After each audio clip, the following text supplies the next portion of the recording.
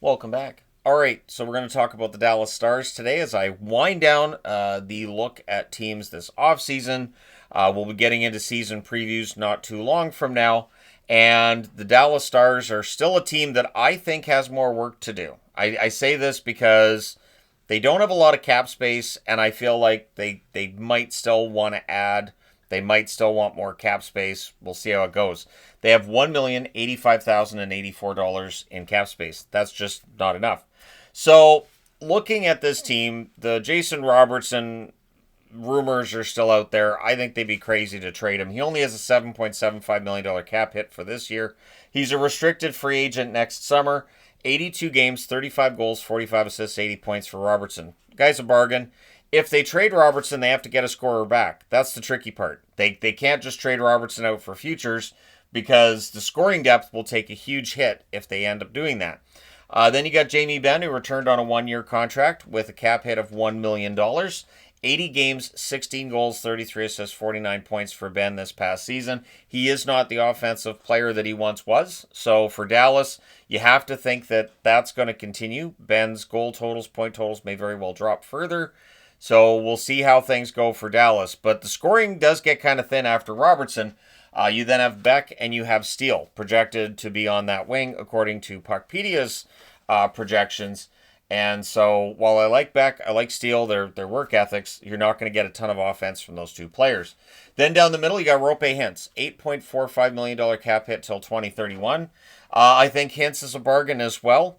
He played 76 games this past season, 28 goals, 39 assists, 67 points for Rope Hintz. I think he's capable of more. We'll see if he gets there this year. I think Rope Hintz could be a player that's routinely above a point per game.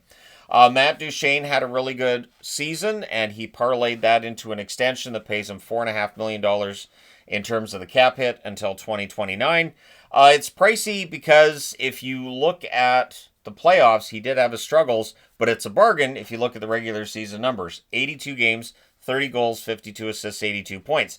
So as long as the struggles in the playoffs aren't a precursor to issues he may have with scoring this season, as long as that's not the case, everything's pretty good. We'll see. Johnston, I don't think he's going to be on the third line. I'm going out on a limb here. $8.4 million cap hit until 2030. 82 games, 33 goals, 38 assists for 71 points. Wyatt Johnston is a star player in the NHL, and I think that his best days are still ahead of him. Then they've brought back Radek Faksa to likely play on that fourth line down the middle.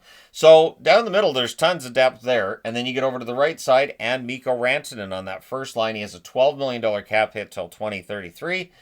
20 games during the regular season after the trade from Carolina. 5 goals, 13 assists, 18 points for Rantanen in those 20 games. However, in the playoffs, he was fantastic through the first two rounds, a big part of how Dallas gets all the way to the conference final this past spring. Then you got Tyler Seguin. He has a $9.85 million cap hit until 2027. I think that's the contract that if Dallas could move it, I think they would. That being said, that $9.85 million cap hit, it's not likely anybody's touching that. 20 games for Seguin this past year because of injury, 9 goals, 12 assists for 21 points. Maverick Bourque, there's an expectation that he takes that next step this year. 73 games, 11 goals, 14 assists, 25 points. And they have Blackwell on the right side as well.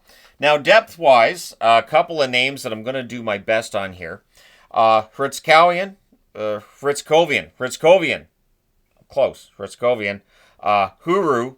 Hughes, Lind, and Stranges for depth up front. So, Hritskovian, I'll figure it out. Hritskovian, Huru did get into 5 games each for Dallas this past season. They both recorded an assist. I seem to remember struggling with this long name here. It's not the regular season yet. I'm not going to, bend over backwards to get that all figured out. All right, and then on the blue line, so the depth up front, I do have some concerns, to be honest.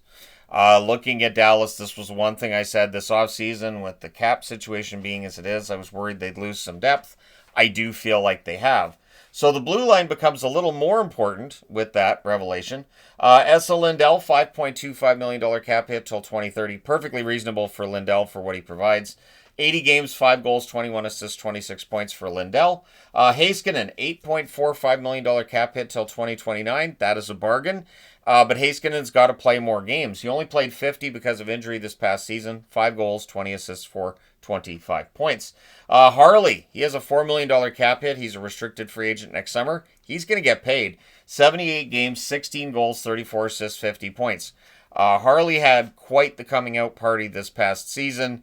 I don't think he's going to sneak up on anybody this upcoming season. But yeah, Harley is the real deal. Lyubushkin has a $3.25 million cap hit till 2027. Bischel's the next big one for the Dallas Stars, at least potentially. 38 games, 4 goals, 5 assists, 9 points for Bischel. And then Lundqvist is there as well. I have nothing but respect for Nils Lundqvist.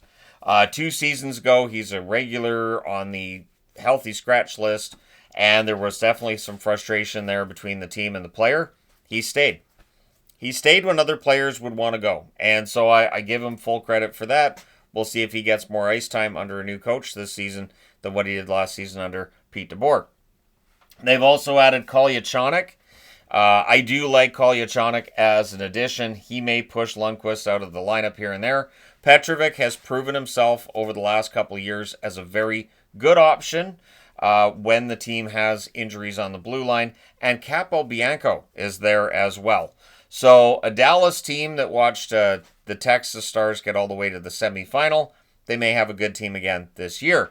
Then you get to the goaltending. And, I mean, Ottinger's not a question mark. The interesting thing is Ottinger's numbers aren't as good as DeSmith's. Strange. Ottinger, $8.25 million cap hit till 2033. 36-18-4 record, .909 save percentage. So Ottinger's numbers good. I do think he can be better. I do think he can get a little more into a little more consistency than we've seen so far. But Casey DeSmith had an amazing season. He only has a $1 million cap hit till 2027. That is one of the biggest bargains in the league. 14-8-2 record for DeSmith. .915 save percentage. So DeSmith and Ottinger are the goalies that, you know, one of the best tandems in the NHL. I haven't ranked tandems. I might at some point. Haven't done that yet. And then they've got Poirier as well in the AHL, who had a good run for them in the Calder Cup playoffs up until they ran into Abbotsford. And of course, they've made the change behind the bench. So one thing to keep an eye on is, with Glenn Gulletson now behind the bench, there's some pressure on Ottinger to have a good year, especially after the way things ended between Pete DeBoer and the Dallas Stars. This is a team that I think will still score okay. I don't think they're going to be a top team in the NHL scoring-wise. And one thing I will say is this. Last year, Dallas was my pick for the Stanley Cup during the regular season. I did change that pick going into the playoffs. And didn't I? I don't know, maybe I didn't. Doesn't matter, they didn't win the Stanley Cup either way. But the blue line and the goaltending, I think, are what's going to decide whether or not Dallas is really and truly a Stanley Cup contender. They can't go to another conference final and lose. They need to get to that next level. The good news is Dallas should still be good enough to be a top 3 team in the Central. The bad news being, I'm not sure if this team right now is better than the one that finished the playoffs against Edmonton, a team that was not able to beat Edmonton. So that's the question mark, and that's the question that I will pass off to Dallas fans. As I said earlier, I will be talking about Dallas later on today as well, but I wanted to get this video out of the way and discuss the Dallas Stars and what the future looks like for this team at this point in time. And by the future, I mean the 2025-2026 squad. So do they trade Robertson? They might. They might trade Robertson. I wouldn't necessarily rule it out. And I would think they might do that in order to get themselves, A, some more cap space, but B, I think they need a little bit more depth. But let me know your thoughts. And I am aware of how crazy it sounds to trade Robertson when you need depth. I'm aware. I'm just trying to wrap my head around why he'd still even be available. But that's what the rumors have been, and that's where we're at. Let me know your thoughts in the comment section below. As always, hit like and subscribe in the event you may not have done so already. Thank you guys so much for all your support. I will talk to you again soon.